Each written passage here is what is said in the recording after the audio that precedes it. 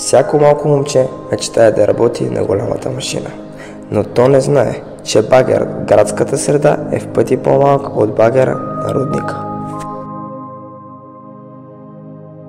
Производствената дейност на медодобивен рудник Елаците е необходима за икономиката на страната и осигурява поминък на над 2000 семейства.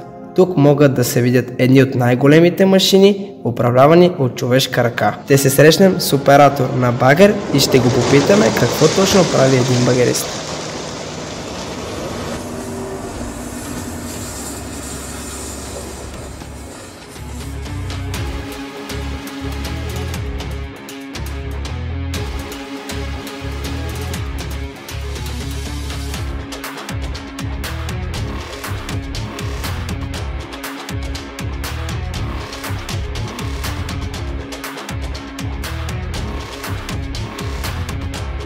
Нека сега разберем как Стефан Стефанов е решил да стане багерист.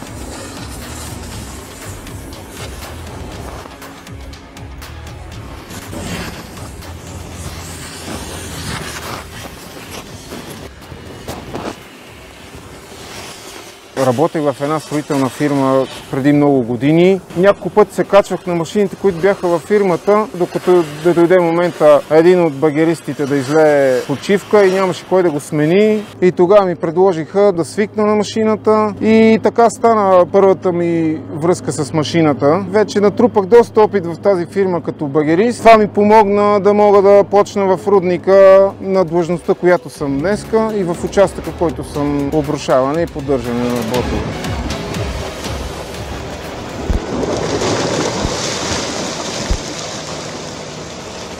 Най-голямо внимание се обръща на работната част на багера, която е кофата. Най-натоварената част на кофата са зъбите. Често ли се износват зъбите и поради каква причина? Доста често се износват. Постоянно се наблюдават за износване, за счупване, пукнатини се гледат дали няма. Това основно е най-натоварен орган, който трябва да се наблюдава в целия процес на работа. Ежедневието на хората с тази професия минава 4 метра над земята. На такава височина е операторската кабина. Багеристът трябва да подбира внимателно местоположението.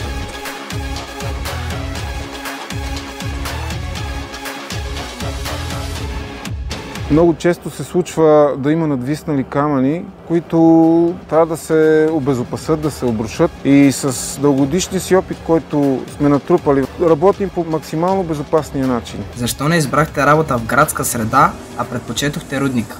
Спецификата на машините и големината много ме заинтригуваха в рудника. Впоследствие се запознах с дейностите, които трябва да се извършват с подобен тип машина, както виждате с дълга стрела.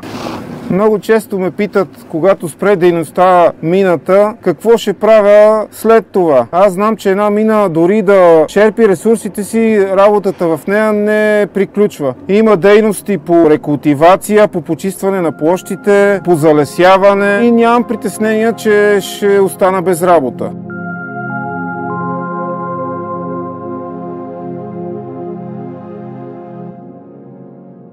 Срещаме се с Чичо Маргарит, който е работил 30 години в рудника като багерист. Искаме да ви питаме, какво бихте могли да разкажете за работата си на младите хора? На младите хора мога да им кажа, че работата на багериста е трудна, но благородна. Аз 30 години съм изкарал горе, не съм имал никакви проблеми, изпълняла съм си задълженията прекрасно. Ако сега сте млад, ще работите ли отново на рудник Елаците? Да, защото ми хареса професията багерист, заплащането е добро.